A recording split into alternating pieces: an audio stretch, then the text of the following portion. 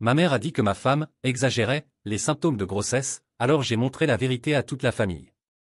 Ma mère a accusé ma femme de simuler des symptômes de grossesse pour obtenir de la sympathie et de l'attention, disant que les vraies femmes ne se plaignent pas autant, et a exigé que je contrôle son drame et a menacé de boycotter notre baby shower. Quand ma femme s'est retrouvée aux urgences, j'ai enregistré la réaction de ma mère et l'ai diffusée au dîner de famille. J'ai 29 ans et ma femme, Sarah, en a 27. Nous sommes mariés depuis 3 ans et c'est notre première grossesse. Sarah est actuellement à 24 semaines et nous allons avoir un garçon. Ce qui devrait être l'un des moments les plus heureux de nos vies s'est transformé en véritable cauchemar, grâce au comportement toxique de ma famille. Sarah souffre d'hyperémèse gravidique, qui est une nausée matinale sévère qui peut durer toute la grossesse. Elle a perdu 7 kilos, arrive à peine à garder la nourriture dans l'estomac et a déjà été hospitalisée 2 fois pour déshydratation. Le médecin a prescrit des médicaments et elle travaille de chez elle parce qu'elle est trop faible pour aller au bureau la plupart des jours. Ma famille, cependant, a décidé que Sarah simule tout cela pour attirer l'attention. Cela a commencé il y a environ 2 mois, quand nous avons dû partir plus tôt de la fête d'anniversaire de ma sœur Emma parce que Sarah était violemment nauséeuse. Elle avait essayé de tenir le coup parce qu'Emma avait spécifiquement demandé que nous y allions, mais après avoir vomi 3 fois en 1 heure, elle était pâle et tremblante. J'ai dit à tout le monde que nous devions rentrer à la maison. Ma mère, Patricia, nous a suivis jusqu'à la voiture. Elle me semble bien, a-t-elle dit, assez fort pour que Sarah l'entende depuis le siège passager. Peut-être qu'elle ne veut tout simplement pas être ici. J'étais choqué. Maman, elle est malade depuis toute la semaine. Elle est enceinte. J'ai été enceinte 3 fois et je n'ai jamais agi comme ça, a répondu Patricia. Les vraies femmes ne se plaignent pas autant. Sarah a commencé à pleurer dans la voiture, ce qui m'a mis en colère. J'ai dit à ma mère que son commentaire était inapproprié et blessant. Elle a simplement haussé les épaules et dit qu'elle parlait par expérience. Cela aurait dû être la fin, mais ce ne l'était pas. Dans les semaines qui ont suivi, les commentaires ont empiré. Pendant les dîners de famille, ma mère faisait des remarques méchantes sur comment Sarah avait toujours une excuse pour ne pas beaucoup manger ou pour devoir se lever pour vomir. Mon père levait les yeux au ciel chaque fois que Sarah mentionnait qu'elle ne se sentait pas bien et ma sœur Emma a commencé à faire des blagues sur le drame de grossesse et comment certaines femmes en profitent au maximum. Le point de rupture est venu il y a 3 semaines, au baby shower de ma cousine. Sarah était dans une semaine particulièrement difficile, mais a insisté pour y aller parce qu'elle avait déjà manqué plusieurs événements familiaux. Elle a réussi à passer la cérémonie, mais pendant la réception, elle a dû courir aux toilettes plusieurs fois. Ma tante Linda m'a coincé au bar. Tu dois contrôler ta femme, a-t-elle dit. Ce comportement d'appel à l'attention embarrasse toute la famille. Comment ça? Je n'arrivais pas à croire ce que j'entendais. Oh, Marcos, nous savons tous qu'elle exagère. Ma belle-fille est tombée enceinte l'année dernière et n'a jamais fait tout ce scandale. Sarah fait tourner tout autour d'elle. Avant que je puisse répondre, ma mère est apparue à nos côtés. Linda a raison. Sarah doit arrêter ce drame. Ça devient ridicule. J'étais sur le point de défendre ma femme quand je l'ai vue revenir des toilettes, verte et épuisée. Elle s'est assise prudemment et a tendu sa main tremblante vers le verre d'eau. Regardez-la, a continué ma mère, sans se soucier de baisser la voix. Agissant comme si elle était en train de mourir. C'est une grossesse, pas un cancer. Sarah a entendu cela. J'ai vu son visage s'effondrer avant qu'elle ne s'excuse rapidement et sorte dehors. Je l'ai trouvée en train de pleurer dans la voiture, disant qu'elle voulait rentrer à la maison. Sur le chemin du retour, Sarah est restée silencieuse pendant longtemps jusqu'à ce qu'elle parle finalement. Il pense vraiment que je simule tout cela. Je ne savais pas quoi dire. Les preuves étaient accablantes que ma famille croyait exactement cela. Marcos, j'arrive à peine à fonctionner la plupart des jours. J'ai perdu du poids, je ne peux pas garder la nourriture et je suis épuisé tout le temps. Pourquoi simulerais-je me sentir si misérable? Elle avait raison, bien sûr. Sarah avait toujours été active et pleine d'énergie. Avant la grossesse, elle allait à la salle de sport 4 fois par semaine et ne manquait jamais le travail. L'idée qu'elle simule être malade pour attirer l'attention était absurde pour quiconque la connaissait vraiment. Mais ma famille avait déjà pris sa décision. La situation a empiré quand ma mère m'a appelé au travail il y a 2 semaines. Elle a dit que la famille était inquiète à propos de notre baby shower, que Sarah planifiait depuis des mois.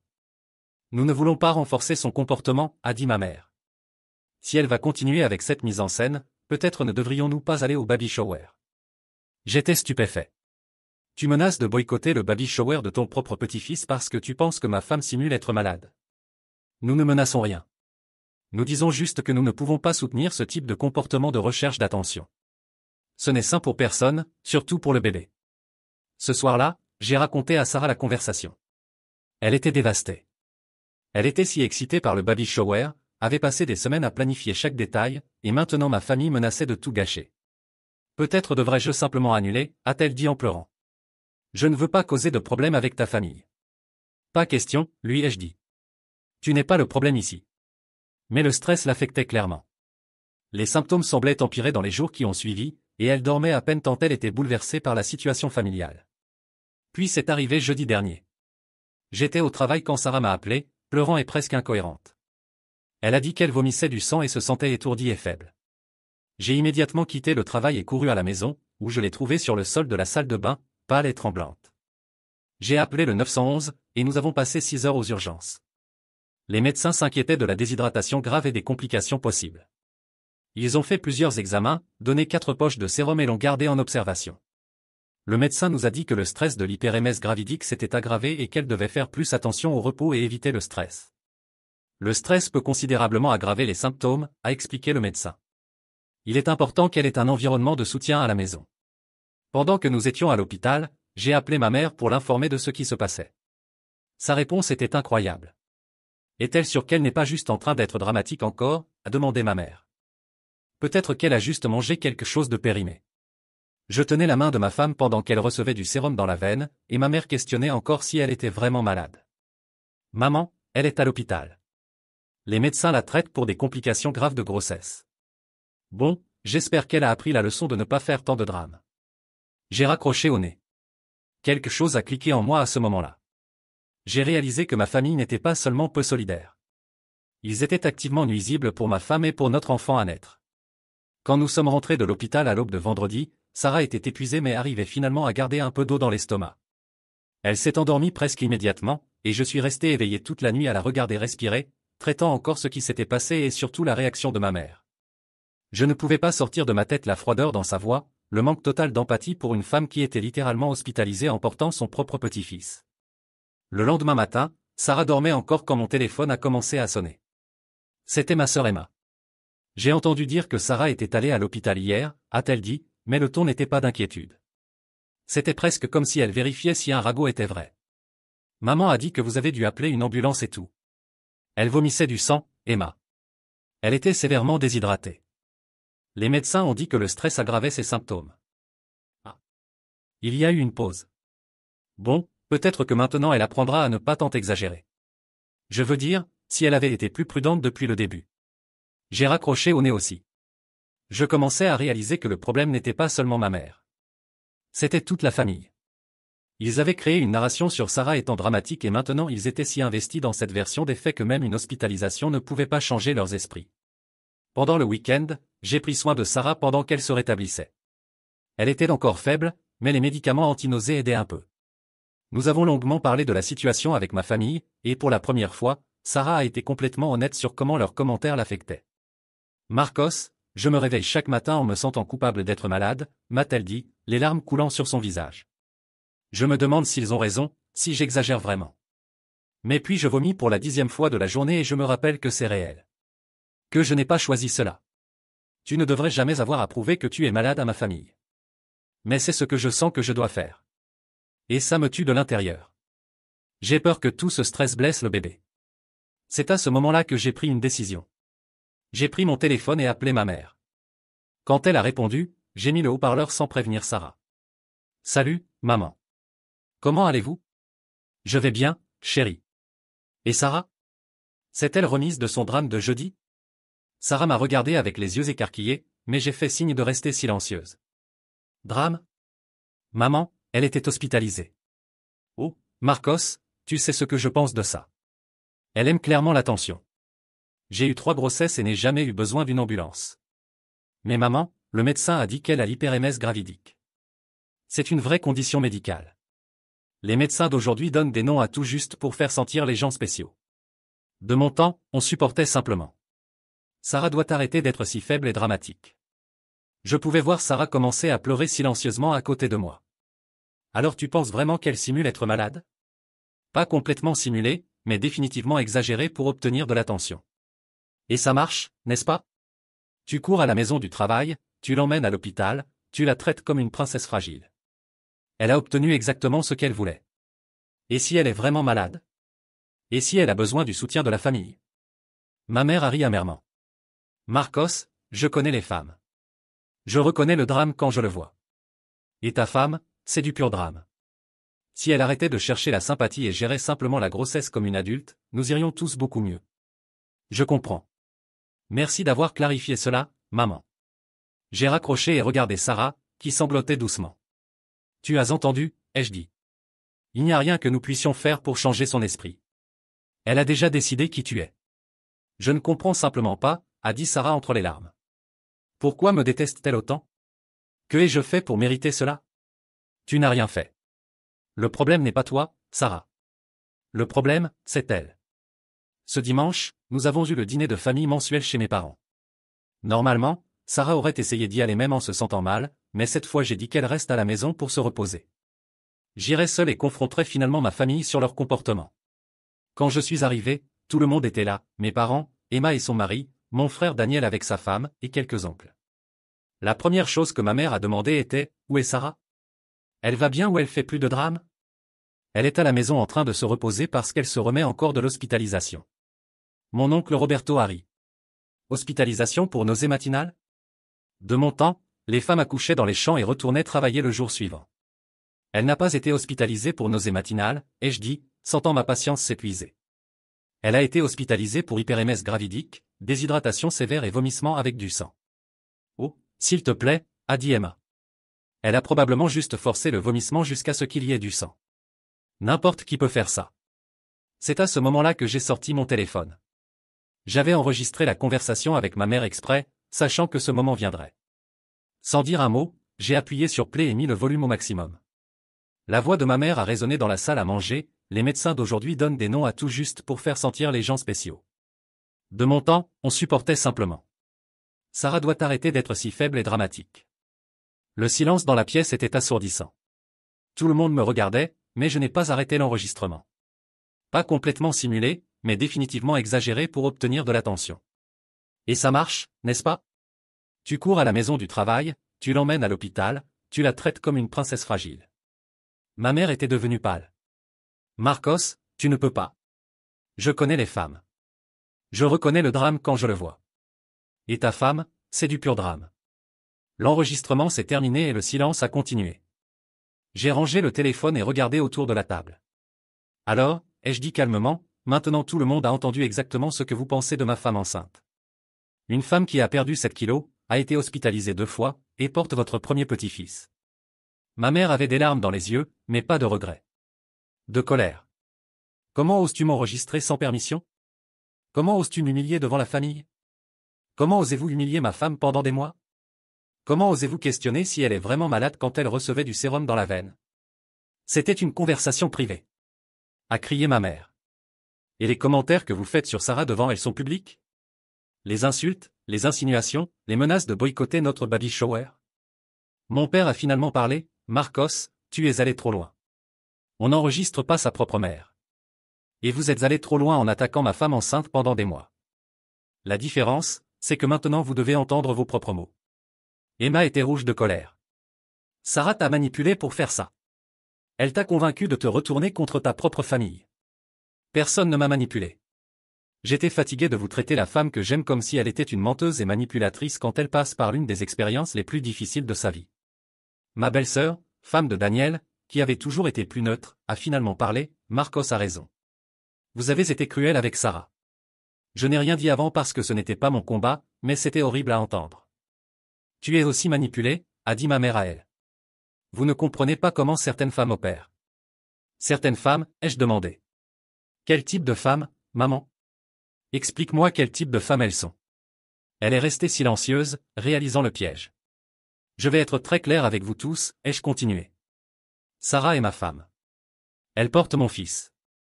Elle passe par une condition médicale sérieuse que les médecins ont confirmée. Si vous ne pouvez pas la traiter avec un respect de base et une compassion humaine, alors vous n'aurez pas de place dans nos vies ou dans la vie de notre fils. Tu choisis une étrangère au lieu de ta propre famille, a dit mon père. Elle n'est pas une étrangère. Elle est ma famille. Elle est la personne que j'ai choisie pour passer le reste de ma vie. Et vous la traitez comme de la merde. Je me suis levé de table. Le baby shower aura encore lieu samedi prochain. Quiconque veut venir et traiter Sarah avec respect sera le bienvenu. Quiconque vient pour continuer ce comportement toxique peut rester à la maison. Pendant que je marchais vers la porte, ma mère a crié derrière moi, « Si tu sors maintenant, je ne sais pas quand tu seras de nouveau le bienvenu. » Je me suis arrêté et me suis retourné. « Maman, si vous ne changez pas cette attitude, je ne voudrais même pas revenir. » Quand je suis rentré à la maison, Sarah était dans la cuisine en train d'essayer de manger un toast. Elle m'a regardé nerveusement.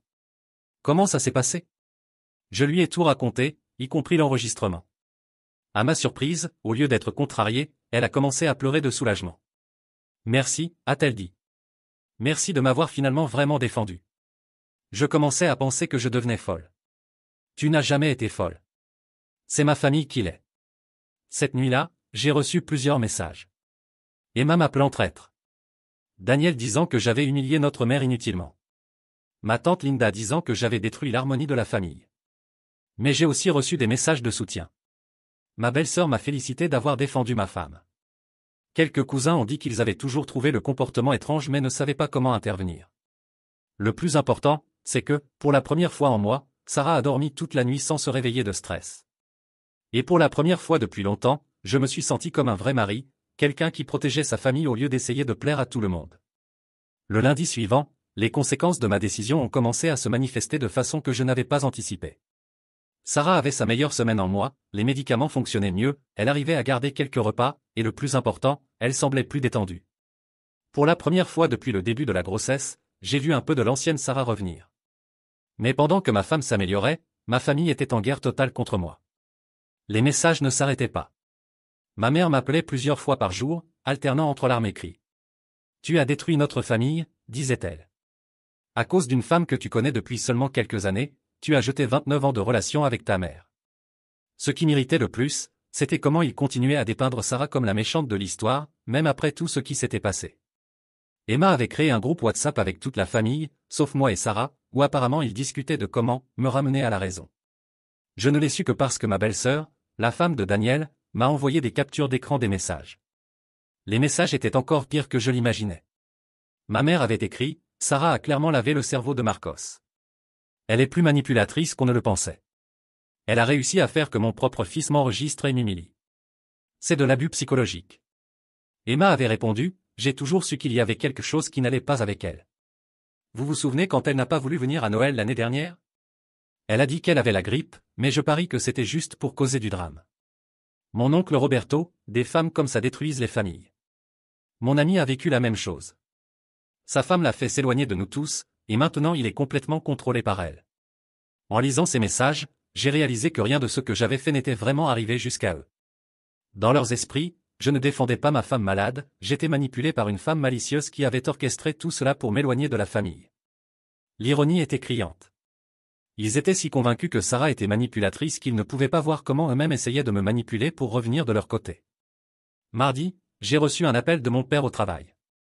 C'était rare qu'il appelle, alors j'ai répondu en espérant que ce soit peut-être des excuses ou au moins une tentative de dialogue rationnel. « Marcos, je dois te parler de cette situation. »« Salut, papa. Si tu appelles pour t'excuser du comportement de toute la famille. »« Je n'appelle pas pour m'excuser. J'appelle parce que je suis inquiet pour toi. Ta mère est dévastée. Elle a pleuré toute la nuit. Emma envisage de ne plus te parler. Tu réalises ce que tu as fait? J'ai défendu ma femme enceinte qui était attaquée par la famille. C'est ce que j'ai fait. Tu as humilié ta mère en l'enregistrant sans permission et en le diffusant devant toute la famille. C'était cruel et inutile. Tu sais ce qui est cruel et inutile, papa? Dire à une femme enceinte qui est hospitalisée pour complications de grossesse qu'elle simule être malade pour attirer l'attention. Ta mère ne voulait pas dire ça comme ça. Comment elle ne voulait pas dire ça comme ça? J'ai l'enregistrement, papa. Tu as entendu ces mots. Elle a dit clairement que Sarah est dramatique, qu'elle exagère, que les médecins d'aujourd'hui inventent des maladies pour faire sentir les gens spéciaux. Comment cela peut-il être interprété autrement? Il y a eu un long silence. Marcos, je comprends que tu veuilles protéger Sarah.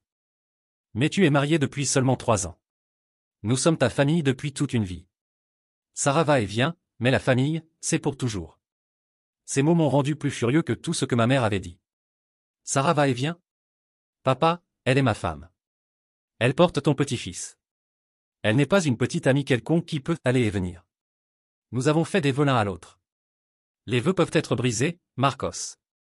Les divorces arrivent. Mais je serai toujours ton père, et ta mère sera toujours ta mère.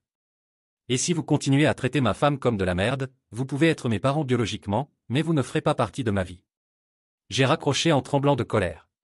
Sarah avait entendu une partie de la conversation de l'autre pièce et est venue m'embrasser. Il pense vraiment que notre mariage est temporaire, a-t-elle dit tristement. Que tu finiras par revenir à tes esprits et me quitter. Jamais, ai-je dit, la serrant plus fort. Tu es ma famille maintenant. Toi et notre fils. Cette semaine-là, j'ai décidé de chercher des conseils. Non pas parce que je pensais avoir tort, mais parce que je voulais être sûr que je gérais la situation de la meilleure façon possible. J'ai pris rendez-vous avec un thérapeute familial qui avait été recommandé par notre obstétricien. La thérapeute, Dr Martinez, a écouté toute l'histoire sans interruption. Quand j'ai terminé, elle est restée silencieuse un moment avant de parler. Marcos, ce que vous décrivez n'est pas juste un manque de soutien familial. C'est de l'abus émotionnel systématique dirigé vers votre femme pendant une période vulnérable de sa vie. Ce mot, abus, m'a choqué. Je n'avais jamais pensé à cela en ces termes. Quand une personne passe par une condition médicale sérieuse, a-t-elle continué, et que des membres de la famille questionnent répétitivement la légitimité de la maladie, font des commentaires dépréciatifs sur le caractère de la personne, et menacent de retirer leur soutien à moins qu'elle arrête de simuler, cela constitue de l'abus émotionnel. Mais ils sont ma famille. La famille n'est pas une licence pour l'abus. En fait, quand cela vient de membres de la famille, cela peut être encore plus nuisible parce que la victime sent qu'elle devrait accepter parce que c'est de la famille. Sarah, qui était venue avec moi à la séance, a commencé à pleurer. Je savais que ce qu'il faisait était mal, mais tout le monde me faisait sentir comme si j'étais trop sensible. Vous n'êtes pas trop sensible, a dit Dr Martinez fermement. Vous passez par une condition médicale qui affecte significativement votre qualité de vie, et au lieu de recevoir du soutien, vous êtes attaqué par des gens qui devraient prendre soin de vous. C'est traumatisant. La thérapeute s'est tournée vers moi. Marcos, vous avez fait la bonne chose en défendant votre femme. L'enregistrement peut avoir été une tactique non conventionnelle, mais parfois les gens qui sont abusifs ont besoin de confronter leurs propres mots pour comprendre l'impact de ce qu'ils faisaient. Mais ma famille dit que j'ai détruit notre relation. Vous n'avez rien détruit. Vous avez établi des limites saines. La réaction qu'ils ont à l'imposition de ces limites montre qu'ils sont plus intéressés à maintenir le pouvoir sur vous qu'à avoir une relation saine. Nous sommes sortis de la thérapie en me sentant validé, mais aussi triste. C'était douloureux d'accepter que ma famille était abusive, mais c'était libérateur d'avoir finalement quelqu'un de professionnel confirmant que je n'étais pas fou. Cette nuit-là, Sarah et moi avons longuement parlé de l'avenir. Je me sens coupable, a-t-elle dit. J'ai l'impression d'avoir causé une division dans ta famille. Sarah, tu n'as rien causé. Tu as simplement existé comme une personne qui passe par une grossesse difficile. Si cela suffisait pour qu'ils montrent qui ils sont vraiment, le problème a toujours été là. Mais et si après la naissance du bébé, tu regrettes ta famille? Et si tu regrettes d'avoir choisi mon côté? J'ai pris ses mains. Je n'ai pas choisi ton côté. J'ai choisi le bon côté. J'ai choisi de protéger ma femme et mon fils. Si ma famille ne peut pas accepter cela, alors ils choisissent de ne pas faire partie de nos vies. Jeudi, 3 jours avant le baby shower, j'ai reçu un appel inattendu de ma grand-mère, mère de ma mère. Elle avait 84 ans et avait toujours été la matriarche de la famille, la personne que tout le monde respectait et écoutait. Marcos, chérie, je dois te parler. Salut, grand-mère. Comment allez-vous? Je vais bien, mais je ne peux pas dire la même chose du reste de la famille. J'ai appris ce qui s'est passé dimanche. Mon cœur a coulé. Si même ma grand-mère était de leur côté. Grand-mère, je peux expliquer. Tu n'as pas besoin d'expliquer quoi que ce soit, chérie. J'ai appelé pour dire que tu as fait la bonne chose. Je suis resté silencieux, surpris. Ta mère m'a raconté sa version de l'histoire, bien sûr. Mais après j'ai appelé ta belle-sœur, et elle m'a dit ce qui s'est vraiment passé. Elle m'a même envoyé les audios de ce que ta mère a dit sur Sarah. Et qu'avez-vous pensé? J'ai trouvé ça dégoûtant. La voix de ma grand-mère était ferme. Marcos, j'ai élevé ta mère mieux que ça. Je lui ai enseigné à avoir de la compassion, surtout pour les femmes qui passent par des difficultés. Ce qu'elle a fait à Sarah était cruel et impardonnable. J'ai senti des larmes dans mes yeux. Merci de dire ça, grand-mère. J'ai déjà parlé à ta mère. Je lui ai dit que si elle ne s'excuse pas à Sarah et ne change pas complètement d'attitude, elle ne sera plus la bienvenue chez moi. Et ça vaut pour Emma et quiconque a participé à cette honte. Vous avez fait ça? Bien sûr que j'ai fait ça. Marcos, j'ai perdu des bébés. J'ai eu des fausses couches. Je sais ce que c'est d'avoir une grossesse difficile et à quel point le soutien familial compte. Ce qu'ils ont fait à Sarah pendant un moment si vulnérable est inexcusable. J'ai raconté à Sarah l'appel de ma grand-mère, et elle a pleuré de soulagement. Au moins quelqu'un de ta famille a du bon sens, a-t-elle dit. Grand-mère a toujours été la plus sage de nous tous. Vendredi, veille du baby shower, ma mère est apparue à notre porte sans prévenir. Sarah dormait, alors c'est moi qui ai ouvert. Maman, qu'est-ce que tu fais ici? Elle semblait avoir vieilli de plusieurs années en une semaine. Elle avait des cernes profondes et paraissait fragile. Je suis venu parler à Sarah. Je ne sais pas si c'est une bonne idée. S'il te plaît, Marcos. Ta grand-mère. Elle m'a dit des choses. M'a fait réfléchir. J'ai hésité, mais Sarah est apparue derrière moi, réveillée par le bruit. C'est bon, a-t-elle dit doucement. Laisse-la entrer. Nous nous sommes assis dans le salon, l'atmosphère tendue. Ma mère regardait ses mains, clairement mal à l'aise. Sarah, a-t-elle commencé, Je suis venu m'excuser. Sarah n'a rien dit, elle a juste attendu. J'avais tort. Surtout. Tu ne simules pas être malade, et je n'aurais jamais dû suggérer ça. Pourquoi l'as-tu fait? A demandé Sarah calmement. Pourquoi as-tu décidé que je mentais sur être malade? Ma mère est restée silencieuse longtemps. Je pense que j'étais jalouse. Jalouse. De combien Marcos se soucie de toi? Quand il était enfant, j'étais la personne la plus importante de sa vie. Et quand vous vous êtes mariés, ça a changé. Et quand tu es tombée enceinte, c'est devenu pire. Il courait à la maison du travail pour prendre soin de toi, annulait les plans familiaux pour rester avec toi. Et je me suis senti remplacé. C'était une admission surprenante et douloureuse à entendre. Alors au lieu d'accepter qu'il avait une nouvelle priorité, j'ai décidé que tu le manipulais. Que tu exagérais être malade pour obtenir son attention. Sarah a hoché lentement la tête. Et tu as convaincu le reste de la famille de ça aussi. Oui. Et j'avais tort. Complètement tort. Ta grand-mère m'a montré des recherches sur l'hyper-MS gravidique. Je ne savais pas que c'était une condition si sérieuse. J'ai essayé d'expliquer plusieurs fois. Je sais. Je ne voulais pas écouter parce que je ne voulais pas avoir tort. Le silence s'est étendu pendant plusieurs minutes. Finalement, Sarah a parlé. Patricia, j'accepte tes excuses. Mais tu dois comprendre que ce que tu as fait m'a profondément blessé. Et ce n'était pas seulement moi, tu stresses aussi ton propre petit-fils. Ma mère a commencé à pleurer. Je sais. Je sais que j'ai été terrible. Puis-je faire quelque chose pour compenser? Sarah m'a regardé, puis de nouveau ma mère. Tu peux commencer par respecter que c'est une grossesse difficile, que je n'ai pas choisi d'être malade, et que j'ai besoin du soutien de la famille de mon mari, pas de jugement. Oui. Je promets. Et tu dois parler à Emma et au reste de la famille. Tu dois clarifier que tu avais tort et qu'ils avaient tort aussi. Ma mère a hoché vigoureusement la tête. Je vais faire ça aujourd'hui même. Après son départ, Sarah et moi sommes restés assis en silence pendant un moment. Tu penses qu'elle a vraiment changé? A demandé Sarah. Je ne sais pas. Mais au moins elle a admis qu'elle avait tort. C'est plus que ce que j'espérais. Nous verrons comment elle se comporte au baby shower demain. Le samedi matin, je me suis réveillé tôt avec un nœud dans l'estomac. Le baby shower était à 2 heures de l'après-midi, et nous ne savions toujours pas combien de personnes de ma famille apparaîtraient vraiment. Sarah avait passé des semaines à planifier chaque détail, les décorations bleues et blanches, les petits gâteaux thématiques, les jeux, et je savais que si ma famille gâchait cette journée pour elle, je ne pourrais jamais leur pardonner. Sarah était étonnamment calme pendant qu'elle s'habillait. Les médicaments fonctionnaient mieux, et elle avait réussi à prendre un petit déjeuner complet pour la première fois en semaine. Elle portait une robe de maternité bleu clair qui mettait en valeur son ventre de 6 mois, et malgré tout ce par quoi nous étions passés, elle était radieuse. Tu es belle, ai-je dit, l'aidant à mettre un collier qui avait appartenu à ma grand-mère. Je suis nerveuse, a-t-elle admis. Et si ta famille apparaît et recommence tout? Et si il gâche la journée? Si quelqu'un fait un commentaire inapproprié, je demande immédiatement qu'il parte. C'est ton jour, Sarah. Notre jour. Nous sommes arrivés à la salle de fête que nous avions louée 1 heure avant l'événement pour aider à tout organiser. Sarah avait engagé 2 amis pour aider avec la décoration et le buffet, et elles étaient déjà là en train d'arranger les tables quand nous sommes arrivés. Sarah. Tu es incroyable, a dit Mélissa, une de ses meilleures amies du travail. Comment te sens-tu? Mieux, a répondu Sarah, et c'était vrai. Pour la première fois en moi, elle n'était pas verte de nausée. Conforme les gens ont commencé à arriver, j'observais la porte nerveusement.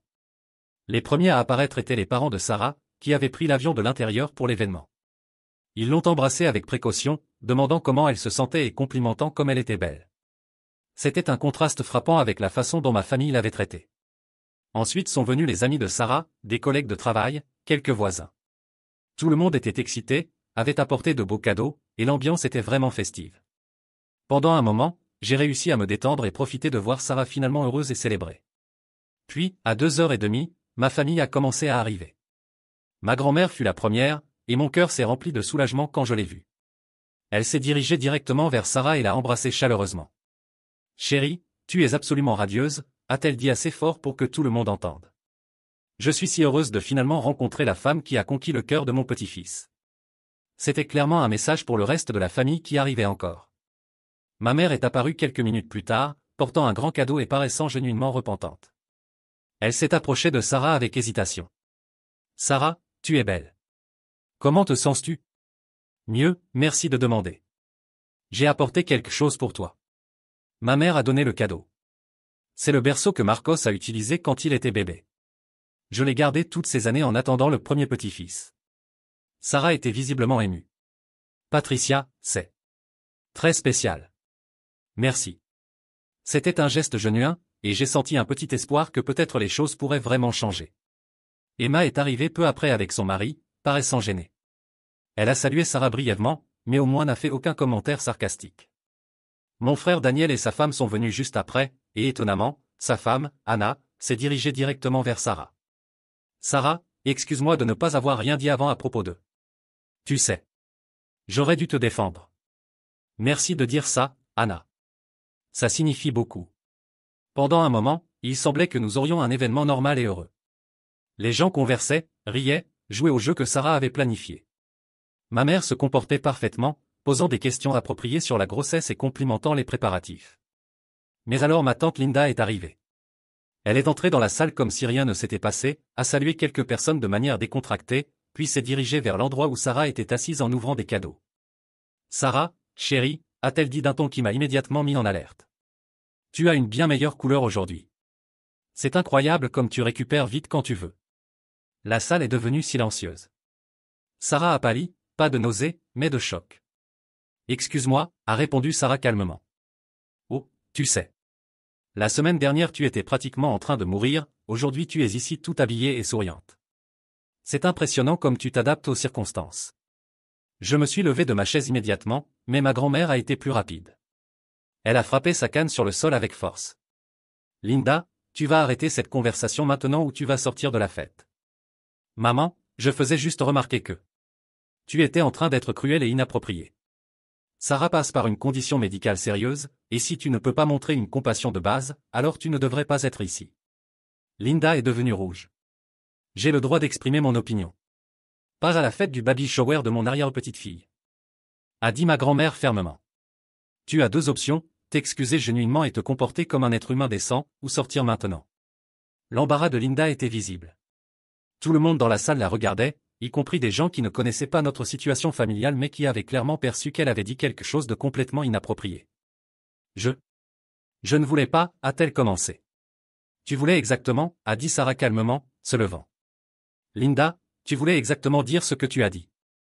Tu crois encore que je simule être malade, même après tout ce qui s'est passé. Sarah, Non. Tu sais quoi? J'en ai marre. J'en ai marre d'avoir à prouver que je suis malade pour vous. J'en ai marre d'avoir à justifier chaque symptôme, chaque visite chez le médecin, chaque moment où je n'ai pas pu sourire et prétendre que tout allait bien. La voix de Sarah devenait plus forte, et elle tremblait visiblement, mais pas de faiblesse, de colère. Vous voulez savoir pourquoi j'ai une meilleure couleur aujourd'hui? Parce que pour la première fois en moi j'ai dormi toute la nuit sans me soucier de ce que vous alliez dire sur moi. Pour la première fois en semaine j'ai réussi à prendre un petit déjeuner parce que je n'étais pas stressé en pensant à comment vous alliez me juger. Les larmes ont commencé à couler sur son visage, mais elle a continué. Vous pensez que j'ai choisi d'être malade? Vous pensez que je me suis réveillé un jour et ai décidé de perdre 7 kilos, vomir du sang et être hospitalisé pour le plaisir? Vous pensez que je voulais passer les premiers mois de ma première grossesse à me sentir misérable? La salle était complètement silencieuse. Même Linda semblait réaliser la gravité de ce qu'elle avait fait. J'ai rêvé de ce moment toute ma vie, a continué Sarah, une main sur le ventre. J'ai imaginé comme ce serait spécial d'être enceinte, comme ce serait d'avoir une famille qui me soutiendrait et célébrerait avec moi. Au lieu de ça, j'ai passé des mois à être questionné, jugée et attaquée par les gens qui devraient m'aimer. Elle s'est tournée vers Linda spécifiquement. Et toi, Linda, tu as eu l'audace de venir à mon baby shower, un événement pour célébrer ton neveu qui n'est même pas encore né, et tu n'as toujours pas pu t'arrêter de m'attaquer. Linda avait des larmes dans les yeux maintenant, semblant finalement comprendre le poids de ses actions. Sarah a respiré profondément et a regardé autour de la salle. Pour tous ceux qui sont ici genuinement pour nous soutenir et célébrer, merci. Vous n'avez aucune idée de combien cela signifie pour moi et Marcos. Elle a fait une pause et a regardé ma famille. Et pour ceux qui sont venus mais ont encore des doutes sur si je mérite compassion et respect, vous êtes libres de partir. Je ne vais plus dépenser d'énergie à essayer de prouver ma valeur pour vous. Le discours de Sarah était puissant et dévastateur. Linda est partie rapidement sans rien dire de plus. Quelques autres personnes de ma famille sont aussi parties, clairement mal à l'aise. Mais la majorité est restée, y compris ma mère, qui pleurait silencieusement. Après que les choses se sont calmées, ma mère s'est approchée de Sarah. Sarah, je n'ai pas de mots. Linda était complètement inappropriée, et j'aurais dû dire quelque chose avant que tu aies à te défendre. Patricia, j'ai besoin que tu comprennes une chose, a dit Sarah, encore visiblement bouleversée mais ferme. Je ne peux pas passer les prochains mois de ma grossesse, et après les années à élever mon fils, à me soucier de si vous me croyez ou me respectez. Soit vous faites partie de notre famille pour de vrai, avec tout le soutien et l'amour que cela implique, soit vous n'en faites pas partie. Ma mère a hoché vigoureusement la tête. Je comprends. Et je te jure que je vais faire mieux. Beaucoup mieux. Le reste du baby shower était vraiment spécial.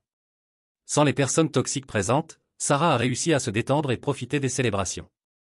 Elle a ri au jeu, a été émue par les cadeaux, et pour la première fois en moi, je l'ai vue vraiment heureuse. Ma grand-mère s'est assise à côté d'elle pendant la plupart de l'événement, racontant des histoires sur quand j'étais bébé et donnant des conseils sur la maternité. C'était exactement le type de soutien familial que Sarah aurait dû recevoir depuis le début. Quand nous rangions les affaires à la fin, ma mère s'est approchée de moi. Marcos, je dois te demander pardon aussi. Pas seulement pour aujourd'hui, mais pour tout. Tu avais raison de me confronter. Tu avais raison de défendre ta femme. J'ai été une belle-mère terrible. Maman, ce qui compte c'est que tu reconnaisses cela et que tu changes à partir de maintenant. Je le ferai. Je le promets. Pendant que nous conduisions vers la maison ce soir-là, Sarah était silencieuse, traitant tout ce qui s'était passé. Comment te sens-tu, ai-je demandé. Étrangement soulagée, a-t-elle dit. Pendant des mois je me sentais comme si je devenais folle. Comme si peut-être ils avaient raison et j'exagérais vraiment. Aujourd'hui, quand Linda a fait ce commentaire, j'ai finalement senti de la colère au lieu du doute. Et c'était libérateur. Tu as été incroyable aujourd'hui. Ce que tu as dit à elle, à tous. C'était parfait.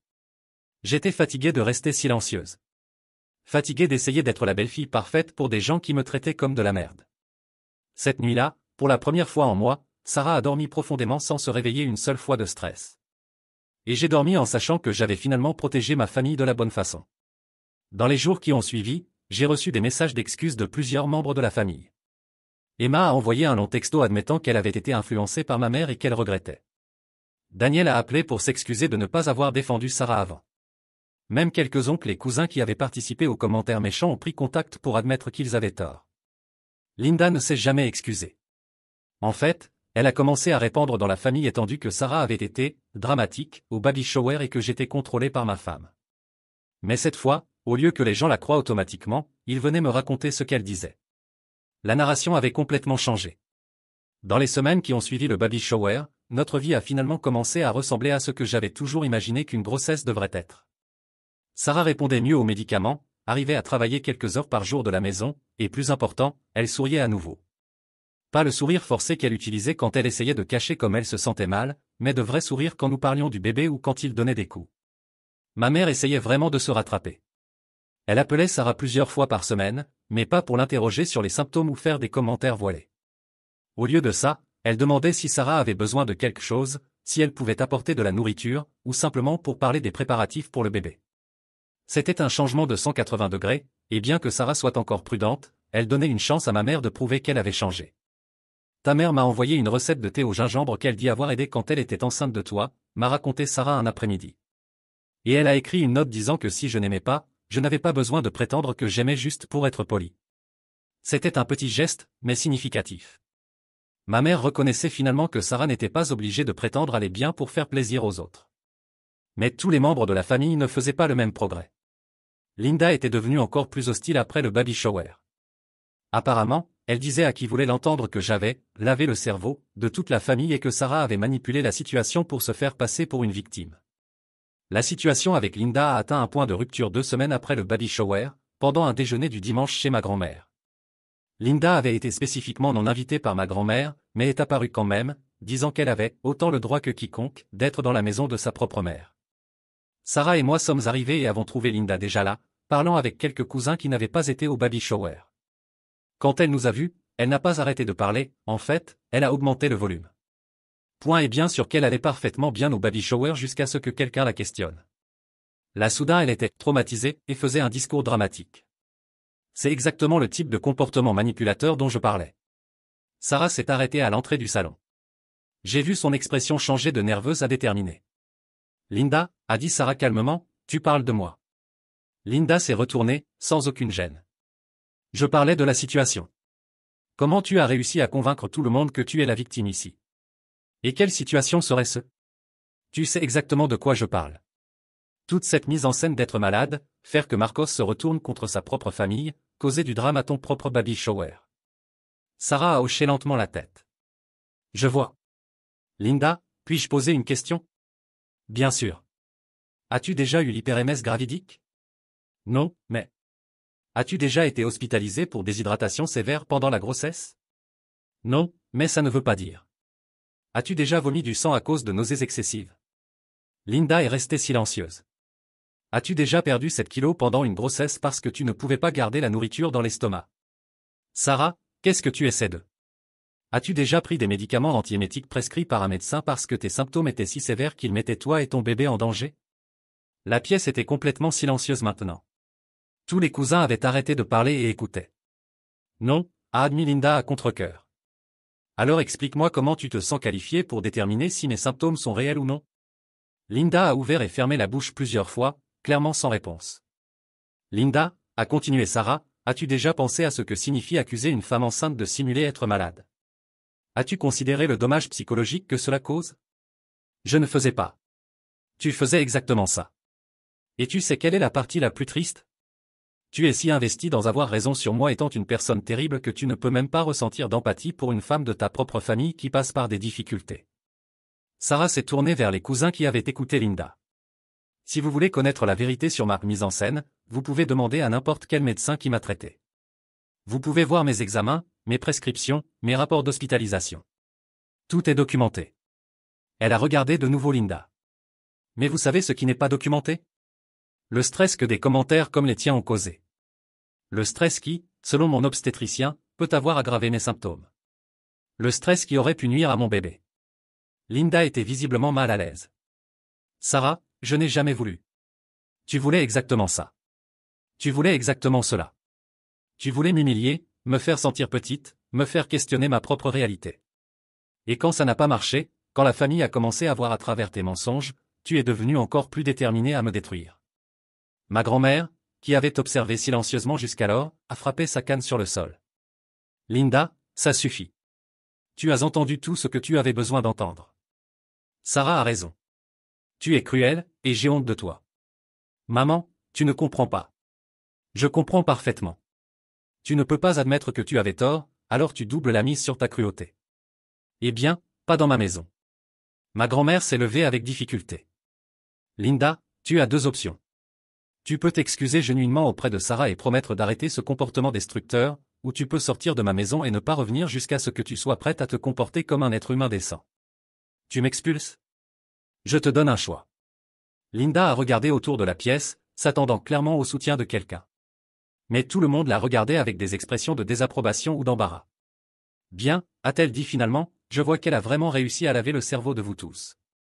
Linda, a dit mon cousin Roberto, arrête. Juste arrête. Tu te ridiculises. Je suis la seule personne honnête ici. Tu es cruelle, a dit ma cousine Carla.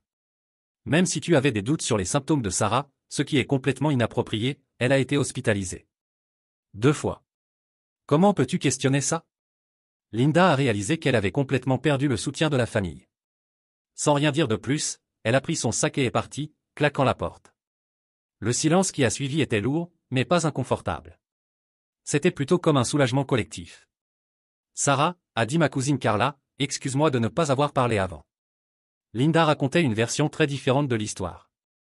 Quelle version? A demandé Sarah. Elle disait que tu exagérais des symptômes normaux de grossesse pour obtenir de l'attention, et que Marcos était manipulé pour choisir ton côté contre la famille. Sarah a ri amèrement. Et vous l'avez cru? Pas complètement, mais... C'est compliqué de questionner un membre de la famille, tu sais. Surtout quand elle semblait si convaincue. Je comprends. Mais j'espère que maintenant vous voyez comment les choses sont vraiment. Mon cousin Roberto s'est approché de nous. Sarah, je veux m'excuser aussi. Pas seulement d'avoir cru Linda, mais de ne pas avoir fait l'effort de mieux te connaître ou de demander directement ton expérience. Merci de dire ça. Le reste du déjeuner était complètement différent de tout événement familial que nous avions eu en moi. Les gens posaient des questions genuines sur comment Sarah se sentait, sur nos préparatifs pour le bébé, sur nos plans. C'était la normalité que j'avais désespérément souhaitée. Mais plus important, Sarah semblait à l'aise. Elle n'était pas sur la défensive, ne surveillait pas chaque mot qu'elle disait de peur d'être jugée. Elle était simplement elle-même. Après le déjeuner, pendant que nous conduisions vers la maison, Sarah était pensive. Tu sais, a-t-elle dit? J'ai appris quelque chose d'important aujourd'hui. Quoi? Que je n'ai pas besoin de me défendre constamment. Pendant des mois, j'ai senti que je devais justifier chaque symptôme, chaque moment de faiblesse, chaque décision. Mais aujourd'hui, quand Linda m'a attaqué, je ne me suis pas senti désespéré de prouver quoi que ce soit. J'ai juste dit la vérité et laissé les gens décider par eux-mêmes. Et ils ont décidé de te soutenir. Oui, mais même s'ils n'avaient pas décidé, j'aurais été bien. Parce que je sais qui je suis, et je sais que je dis la vérité sur mon expérience. C'était une révélation puissante, et je savais que cela signifiait que Sarah avait finalement guéri émotionnellement du trauma que ma famille avait causé. Cette nuit-là, Sarah a dit quelque chose qui m'a fait réaliser à quel point nous étions arrivés loin. Marcos, je suis excité pour notre fils de connaître ta grand-mère. Et ta mère, si elle continue à changer. Et les cousins qui étaient là aujourd'hui. Et Linda? Sarah a réfléchi un moment. Linda peut faire partie de sa vie si elle change complètement son attitude. Mais si elle ne change pas, je n'exposerai pas mon fils à sa toxicité juste parce qu'elle est de la famille. C'était exactement la réponse que j'espérais, et cela montrait que Sarah avait trouvé l'équilibre parfait entre pardon et protection. 2 semaines plus tard, j'ai reçu un appel inattendu. C'était Linda. Marcos, pouvons-nous parler? Ça dépend. Si tu appelles pour continuer à attaquer ma femme. Non. J'ai besoin de m'excuser. Pour vous deux. J'étais surpris. Qu'est-ce qui a changé? Je suis allé chez le médecin pour mon check-up annuel, et j'ai mentionné négligemment que ma nièce exagérait des symptômes de grossesse. Le médecin m'a demandé quels symptômes, et quand je lui ai dit, il m'a fait un sermon que je n'oublierai jamais. Intéressant. Il a dit que l'hyperémèse gravidique est une des conditions les plus débilitantes qu'une femme enceinte peut affronter. Qu'elle peut causer une malnutrition sévère, déshydratation, et même la mort si elle n'est pas traitée adéquatement. Il a dit que questionner la légitimité des symptômes d'une femme avec cette condition est médicalement irresponsable et moralement répréhensible. J'ai continué à écouter. Marcos, je ne savais pas. Je ne savais vraiment pas que c'était si sérieux. Je pensais qu'elle était juste faible. Linda, même si tu ne savais pas sur la condition spécifique, pourquoi as-tu supposé que Sarah mentait? Quel type de personne simule être malade pendant la grossesse? Il y a eu un long silence. Je pense que j'étais jalouse. Jalouse. De combien toute l'attention était sur elle. Dans mes grossesses, personne n'en a fait si grand cas. J'ai travaillé jusqu'au jour d'accoucher, je n'ai jamais été hospitalisé, je n'ai jamais eu besoin de médicaments spéciaux. Et une partie de moi sentait que si j'avais réussi à passer par ça sans drame, elle devrait aussi pouvoir. C'était une explication honnête, mais pas une excuse. Linda, chaque grossesse est différente. Chaque femme est différente. Le fait que tu aies eu des grossesses plus faciles ne signifie pas que l'expérience de Sarah est moins valide. Je sais ça maintenant. Marcos, puis-je parler à Sarah? Je veux m'excuser adéquatement. J'ai d'abord parlé à Sarah. Elle a accepté d'écouter Linda, mais a clarifié qu'une conversation n'effacerait pas des mois de comportement cruel. Linda est venue chez nous le jour suivant.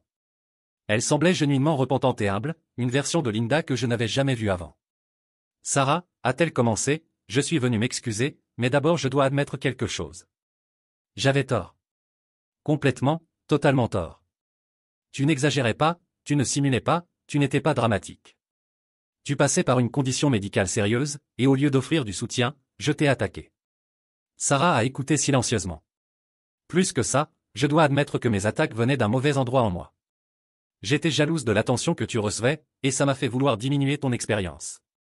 Pourquoi, a demandé Sarah. Pourquoi ma douleur te dérangeait elle autant? Linda a respiré profondément. Parce que dans mes grossesses, personne ne s'est soucié de moi de la façon dont Marcos se soucie de toi. Mon mari ne sortait pas en courant du travail pour prendre soin de moi. Ma belle-mère ne demandait pas constamment comment j'allais. Et au lieu d'être heureuse que tu aies ce soutien, j'étais ressentie. C'était une admission douloureuse à entendre, mais nécessaire. Linda, a dit Sarah gentiment, je suis désolée que tu n'aies pas eu le soutien que tu méritais pendant tes grossesses. Ça a dû être difficile. Mais attaquer d'autres femmes n'est pas la réponse. Je sais ça maintenant. Sarah, puis-je faire quelque chose pour compenser ce que j'ai fait? Je sais qu'une conversation n'efface pas des mois de comportement cruel. Sarah a réfléchi un moment. Tu peux commencer par respecter que je me remets encore, physiquement et émotionnellement, de tout ça. Et si tu veux vraiment faire partie de la vie de notre fils, tu dois prouver avec des actions, pas seulement des mots, que tu as changé. Je le ferai. Je le promets. C'était le début d'un long voyage de reconstruction de la confiance, mais au moins c'était un début genuin. Alors que nous nous approchions de la dernière ligne droite de la grossesse, notre vie s'était complètement transformée. Sarah était plus forte, physiquement et émotionnellement. Ma famille s'était regroupée autour de valeurs de compassion et de soutien. Et plus important, j'avais appris que protéger ma femme et mon fils ne signifiait pas détruire les relations familiales, cela signifiait établir des limites saines qui forçaient les gens à choisir entre leur comportement toxique et leur relation avec nous. La majorité a choisi de changer. Quelques personnes, heureusement, ont choisi de sortir de nos vies. Et à la fin, notre famille est devenue plus forte, plus saine, et plus aimante que jamais. 3 mois plus tard, un mardi matin à 4h30, Sarah m'a réveillé en tenant son ventre. Marcos, je pense que c'est l'heure. Après tout ce par quoi nous étions passés, j'étais déterminé à ce que la naissance de notre fils soit parfaite. Nous avions fait un plan détaillé, j'emmènerai Sarah à l'hôpital, j'appellerai ses parents d'abord, puis ma mère et grand-mère. Personne d'autre ne serait notifié jusqu'après la naissance du bébé, pour éviter tout drame inutile. Le travail était long, 14 heures, mais Sarah était incroyable. Même dans les moments les plus difficiles, elle gardait son calme et sa détermination. Les médecins commentaient plusieurs fois sur comment elle gérait bien tout, surtout considérant qu'elle avait passé une grossesse si compliquée. Elle est plus forte qu'elle n'en a l'air, a dit l'infirmière en s'adressant à moi pendant que Sarah se reposait entre les contractions. Elle l'a toujours été, ai-je répondu, tenant sa main. Quand notre fils est finalement né à 6h47, en bonne santé et parfait, Sarah a pleuré de soulagement et de joie. Après des mois à se soucier si le stress et la maladie auraient affecté le bébé, l'avoir là dans ses bras, fort et sain, était le plus grand cadeau que nous aurions pu demander. Salut, Gabriel. Lui a-t-elle chuchoté. Papa et maman t'ont attendu très longtemps. Gabriel Miguel, nous avons décidé de lui donner le nom de mon grand-père paternel, qui avait toujours été une figure positive dans la famille. C'était une façon d'honorer les bonnes parties de ma lignée familiale tout en commençant notre propre tradition. Dans les premières heures après la naissance, nous avons gardé les visites au minimum. Les parents de Sarah sont venus d'abord et étaient émus de rencontrer leur premier petit-fils. Ma mère est arrivée quelques heures plus tard, apportant des fleurs et des larmes de joie genuine. Sarah, il est parfait, a-t-elle dit, tenant Gabriel avec précaution. Tu as fait un travail incroyable. Merci, Patricia.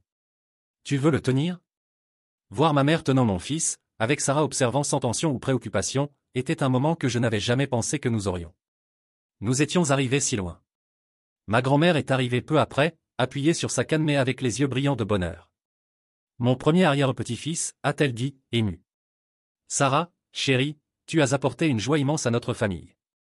Nous avons décidé de rester à l'hôpital 2 jours, autant pour que Sarah se rétablisse que pour avoir un peu de paix avant d'affronter le monde extérieur. Le 2e jour, cependant, nous avons reçu une visite inattendue. Linda est apparue à la porte de la chambre, portant un bouquet de fleurs et un cadeau emballé. Puis-je entrer, a-t-elle demandé avec hésitation. Sarah et moi nous sommes regardés. Dans les dernières semaines de grossesse, Linda avait vraiment fait un effort pour se racheter.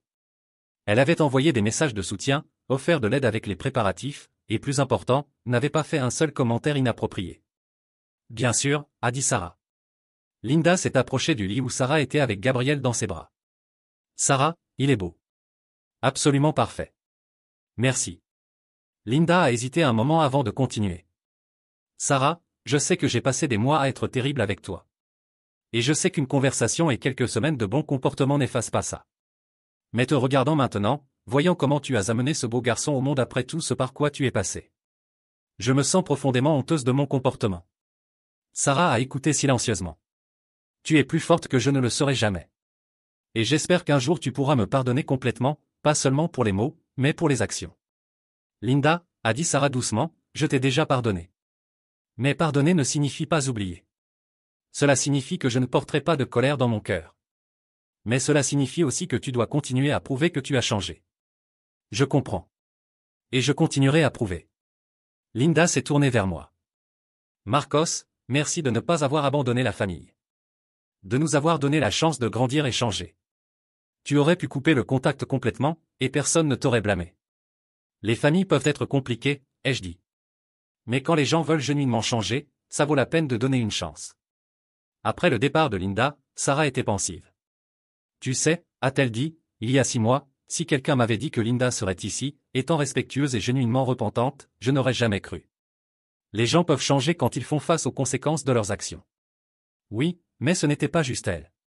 Ta mère, Emma, même quelques cousins. Quand tu as finalement établi des limites et montré que tu ne tolérerais plus leur comportement, ils ont dû choisir entre changer ou nous perdre. Elle avait raison. L'enregistrement avait été le point tournant, mais pas de la façon que j'avais initialement pensé. Ce n'était pas juste d'exposer leur comportement, c'était de forcer une crise qui les obligeait à vraiment examiner leurs actions. Quand nous sommes rentrés à la maison avec Gabriel, notre maison était décorée avec des ballons bleus et une pancarte « Bienvenue à la maison, Gabriel », que ma mère et Emma avaient mise pendant que nous étions à l'hôpital. C'était un geste doux et totalement différent de l'hostilité qui avait dominé notre vie si longtemps. Dans les premières semaines à la maison, le soutien familial était genuin et utile. Ma mère venait quelques fois par semaine pour aider avec les tâches ménagères et tenir Gabriel pendant que Sarah prenait une douche ou se reposait. Emma apportait de la nourriture faite maison. Même Linda apparaissait occasionnellement pour offrir de l'aide, toujours respectueuse et toujours demandant avant de faire quoi que ce soit. Mais le vrai test est venu quand Gabriel avait 3 semaines. Sarah allaitait et se remettait encore de l'accouchement quand elle a développé une mastite, une infection douloureuse qui l'a laissée fiévreuse et épuisée. C'était une condition commune, mais qui nécessitait des antibiotiques et beaucoup de repos. J'ai appelé ma mère pour l'informer que Sarah était malade à nouveau et que nous pourrions avoir besoin d'aide supplémentaire dans les prochains jours. Sa réponse m'a dit tout ce que j'avais besoin de savoir sur combien les choses avaient vraiment changé. Bien sûr, chérie. Je peux rester avec vous quelques jours pour aider. Sarah a besoin de se reposer pour se rétablir. La mastite peut être très sérieuse si elle n'est pas traitée adéquatement. Il n'y a pas eu de questionnement sur si Sarah exagérait à nouveau. Il n'y a pas eu de suggestion qu'elle devrait tenir bon. Juste du soutien immédiat et pratique. Emma a eu une réaction similaire quand elle a appris. Dois-je apporter quelque chose? De la nourriture? Je peux m'occuper de Gabriel pendant que Sarah se repose? C'était exactement le type de réponse que Sarah aurait dû recevoir pendant toute la grossesse. Mais tout le monde n'avait pas vraiment changé. 3 jours après que Sarah ait été diagnostiquée avec la mastite, j'ai reçu un appel au travail de mon cousin Carlos, qui avait été absent de la plupart des événements familiaux récents. Marcos, j'ai entendu dire que Sarah est malade à nouveau. Oui, elle a une mastite. C'est une infection liée à l'allaitement. Ah. Il y a eu une pause. Mec, ce n'est pas mes affaires, mais... Tu ne trouves pas étrange qu'elle ait toujours quelque chose? J'ai senti mon sang bouillir instantanément. Comment ça, Carlos? Écoute, je sais qu'il y a eu tout ce drame pendant la grossesse, et tout le monde marche sur des œufs maintenant. Mais objectivement parlant, elle a eu des problèmes toute la grossesse, maintenant elle a des problèmes après l'accouchement. Tu ne te demandes pas s'il y a un pattern? Carlos, tu suggères que ma femme simule avoir une infection bactérienne documentée par un médecin. Je ne dis pas qu'elle simule.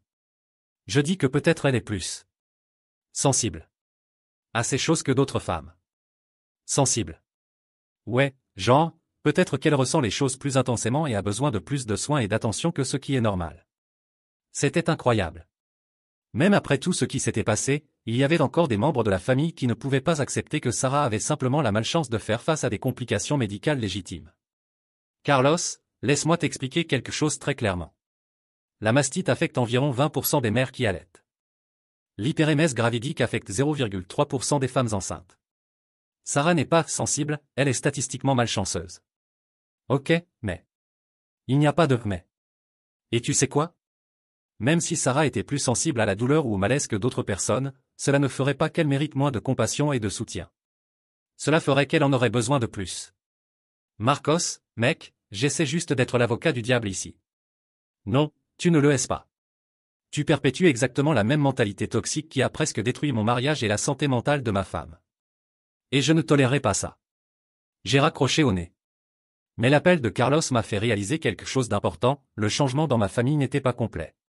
Il y avait une division claire entre les gens qui avaient vraiment appris et grandi de l'expérience, et ceux qui étaient simplement plus prudents avec leurs mots mais maintenaient les mêmes croyances préjudiciables. Cette nuit-là, j'ai parlé à Sarah de l'appel. Ça ne me surprend pas, a-t-elle dit tristement. J'ai toujours pensé que Carlos était un peu comme ça. Tu te souviens quand je me suis foulé la cheville l'année dernière et qu'il a fait ce commentaire sur moi étant délicate? Je me souvenais. À l'époque, j'avais ignoré comme un commentaire stupide, mais maintenant je réalisais que ça faisait partie d'un pattern plus large de manque de respect. La question est, a continué Sarah, que nous ne pouvons pas contrôler ce que tous les gens de ta famille pensent. Nous pouvons seulement contrôler comment nous leur répondons. Elle avait raison, mais ça me dérangeait encore de savoir qu'il y avait des gens qui n'avaient vraiment rien appris. La situation avec Carlos s'est résolue d'une façon que je n'attendais pas.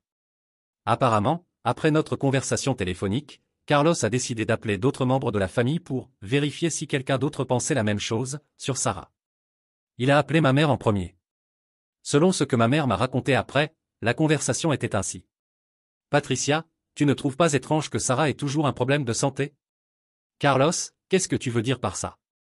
Mec, elle a eu des problèmes toute la grossesse, maintenant elle a une mastite. Ça semble très pratique. Carlos Miguel Santos, ma mère avait dit, utilisant son nom complet comme elle faisait quand nous étions enfants et avions des ennuis, tu questionnes si ma belle-fille simule avoir une infection bactérienne. Pas simulé, mais rien. Carlos, j'ai passé des mois à être cruel avec Sarah parce que j'avais la même mentalité ignorante que tu démontres maintenant. Et j'ai presque perdu mon fils et ma chance de connaître mon petit-fils à cause de ça. Tante, je pense juste. Tu penses mal. Et si tu continues à répandre ce type de pensée toxique sur Sarah, tu ne seras pas le bienvenu aux événements familiaux.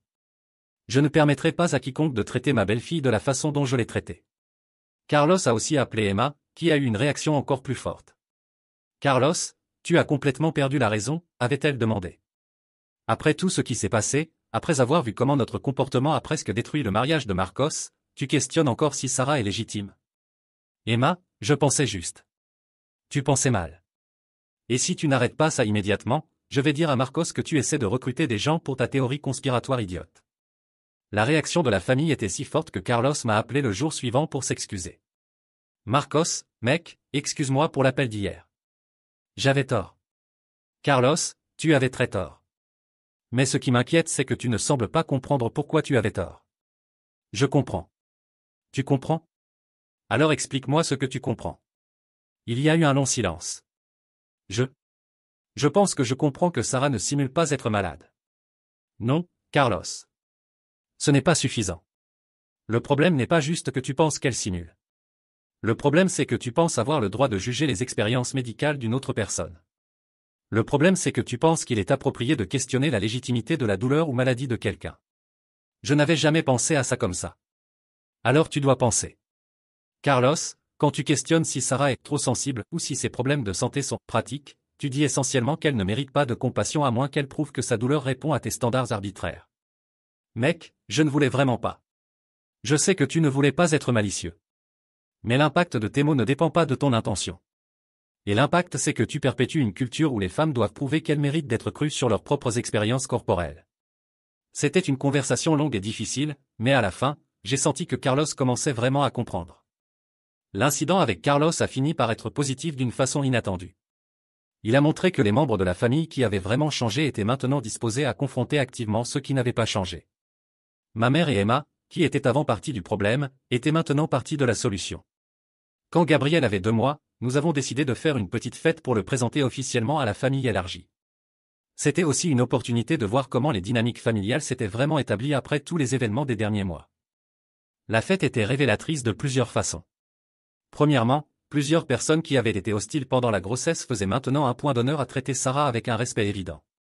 Ce n'était pas juste de la politesse, c'était un effort conscient pour démontrer qu'ils avaient changé.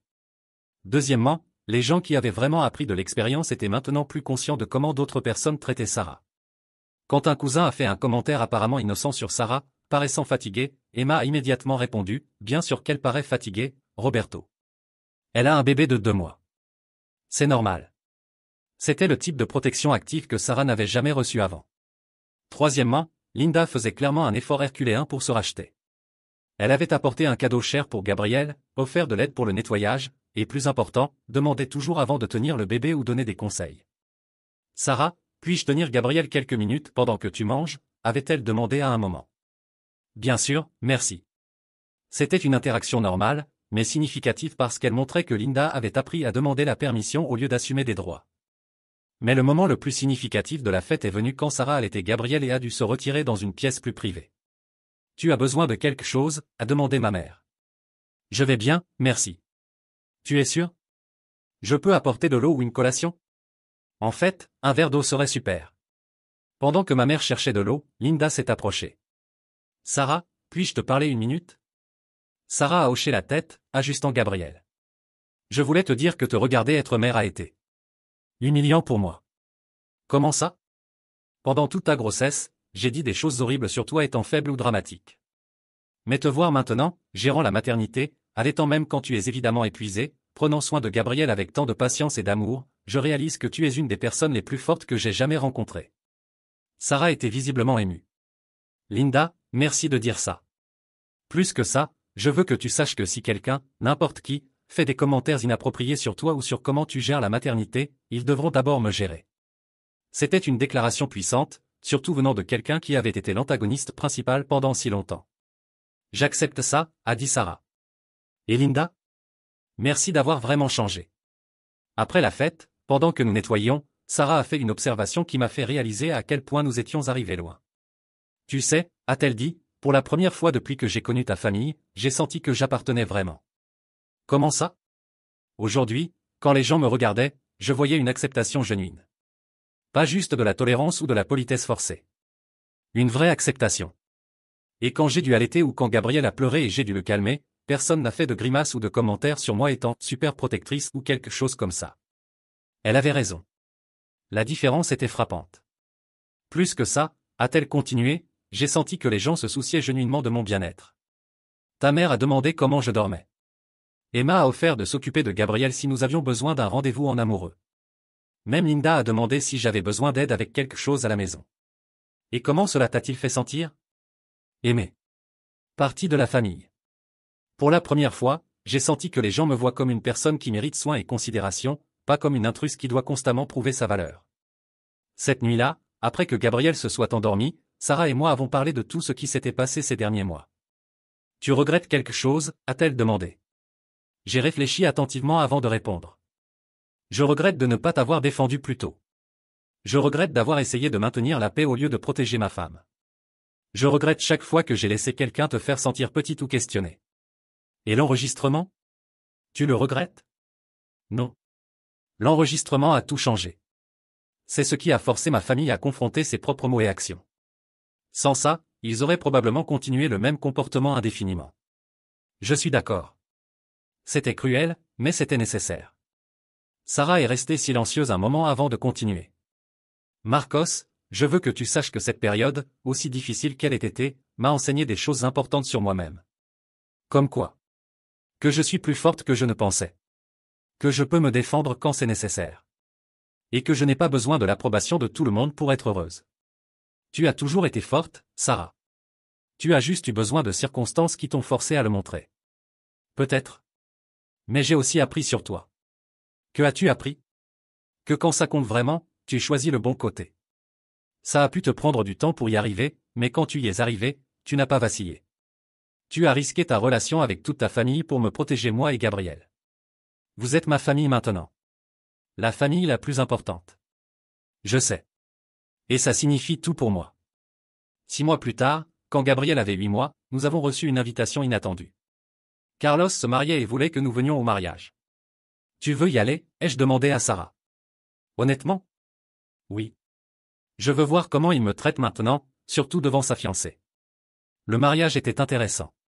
Carlos a fait un point d'honneur de nous présenter à la fiancée, parlant de Sarah avec un respect genuin. Voici Sarah, la femme de mon cousin Marcos. Elle est une mère incroyable et une des personnes les plus fortes que je connaisse. C'était une description très différente de la personne qui avait questionné si Sarah était trop sensible quelques mois auparavant. Pendant la réception, la fiancée de Carlos, Marina, a tiré Sarah dans une conversation.